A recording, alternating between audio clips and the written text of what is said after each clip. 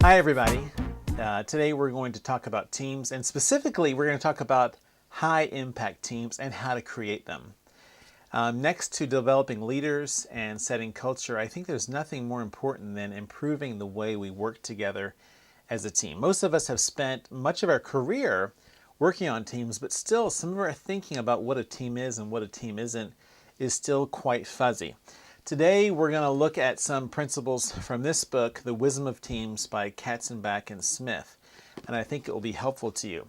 But let's start first by considering two different kinds of teams, if you will. Let's first consider a golf team and a basketball team, okay? Let's start with the basketball team. A basketball team, when they play basketball, there's one ball, and they work together, focused on that ball, working together to advance the ball down the court to score against the other team.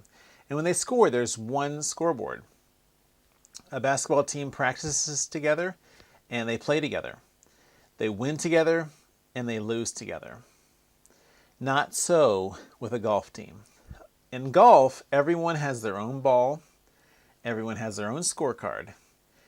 They may practice together, but they never actually play together. There's no need to cooperate together during the game. And Katzenbach and Smith make the point in their book that this would be considered in the working world a working group and not a team. In the same way, working groups are people working together, but they're focused upon individual contribution, individual achievement, and individual goals. They're motivated by personal goals. Teams of people are actually working together. They share a common work product, and they also share in their outcome together. Now, interestingly enough, as work groups decide that they want to move into becoming a team, initially their impact doesn't go up, it actually goes down. And they move into a phase that we would call a pseudo team. And that means just a team in name only. And publicly they may say, yes, we're a team, but privately the members of this team knows this group is not really functioning as a team, and we'll see why in a few minutes. But if you invest in some of the principles we're going to talk about today, that pseudo team can move into a potential team, and then into a real team, and then into a high impact team. Now, for this presentation, I've taken the liberty to change the word from high performance teams to high impact teams. Because, of course, in our spiritual communities, the word performance often has a quite negative connotation for us. But who doesn't want to be a part of a high impact team, a team that really achieves their goals? Okay, let's get into the meat and potatoes. What is a team? The definition of a team, according to the Wisdom of Teams, is a small number of people with complementary skills who are committed to a common purpose, impact goals, and approach for which they hold themselves mutually accountable. Let's break it down. First, a small number. Jeff Bezos, the Amazon CEO, said, "If you can't feed a team with 2 pizzas, it's too large."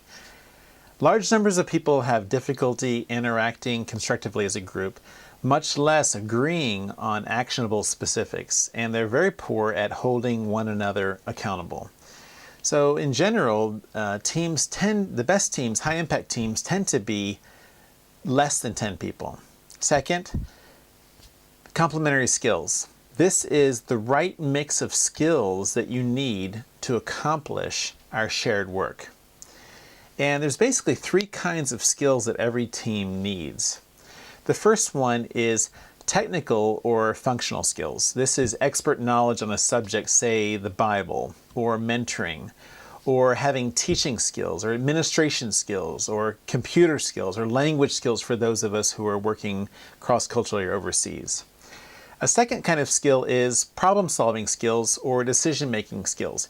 These include leadership skills, identifying problems, making trade-offs, strategy, and ideation type of skills. Thirdly is interpersonal skills. These include people who have the ability to be good risk takers, to provide good feedback, objectivity, listening, thinking the best of others, support, praise, and recognition of others. These are all skills. These three types of skills are all important in almost any kind of human endeavor when forming a team. Now, of course, we all know that we need to take skills into account when you're forming a team.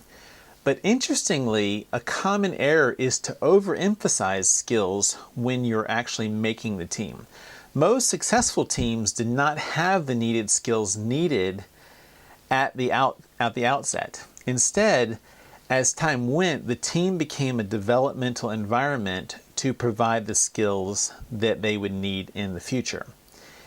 And so we need to strike the right balance between selection of skills and the development of skills. So the power of team is that teams are a vehicle for personal learning and development. Next is high impact teams are committed to a common purpose and goals.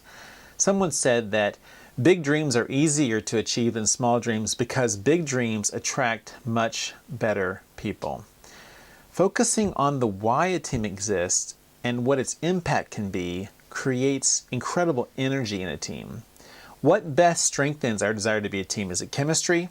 Is it trust? Is it common values? These are helpful, but even greater is this idea of shared purpose and goals.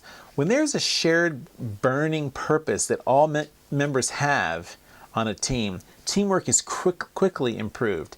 This is because teams exist and function best when they are a means, not an end, when they exist to accomplish something together. Of course, purpose and goals go together.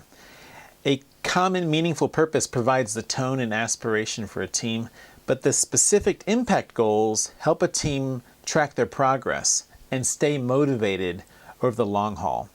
Collins has made much to do about the power of BHAGs, what he calls BHAGs, these big, hairy, audacious goals that electrify a team to work well together.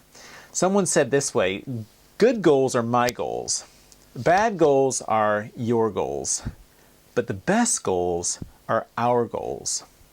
This reminds me of Philippians 1:27. It says, only conduct yourself in a manner worthy of the gospel, so that whether I come and see you or remain absent, I will hear of you that you are standing firm in one spirit, with one mind, striving together for the faith of the gospel.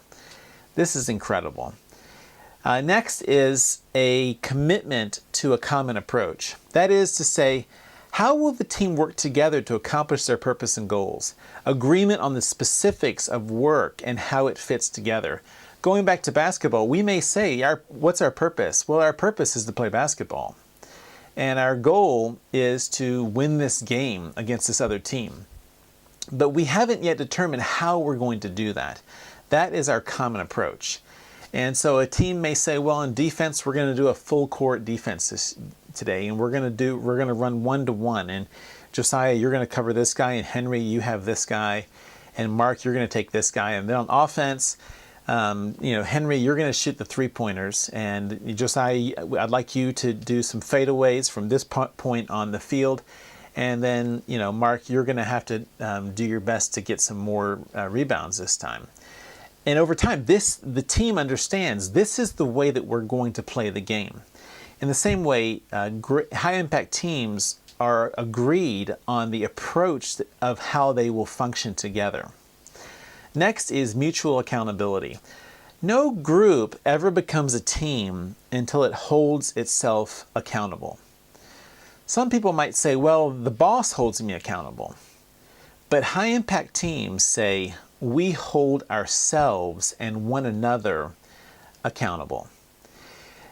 Imagine a football team and the coach tells the team to go run laps around a neighborhood. And as soon as the team is out of sight of the coach, some of the players say to each other, well, we can just cut through Mr. Smith's backyard here, and we can stop by the 7-Eleven and get some Cokes, and we can save time this way, and the coach will never know. Well, that kind of team will never win a championship. High-impact teams, high-impact football teams, the players will say to each other, they'll say, We are not doing that. There's no way we're going to cheat on this practice. We need to be in the best shape as possible because we have a game coming up this weekend. And so it's not the coach that holds them accountable, it's the members of the team holding one another accountable. So to summarize, again, a team is a small number of people with complementary skills who are committed to a common purpose, impact goals, and approach, for which they hold themselves mutually accountable. Just to ask yourself some questions about the team that you're leading or you're serving on. Size. Is your team small enough in number? Is it easy for you to communicate? Is it easy for you to hold each other accountable? Is it easy for you to make decisions together? Skills. Do you have adequate levels of competency and complementary skills and skill potential in all three areas? Purpose. Do you have a broad, meaningful purpose that all the members aspire to? Goals. Do you have a specific set of impact goals agreed upon by everyone? Approach.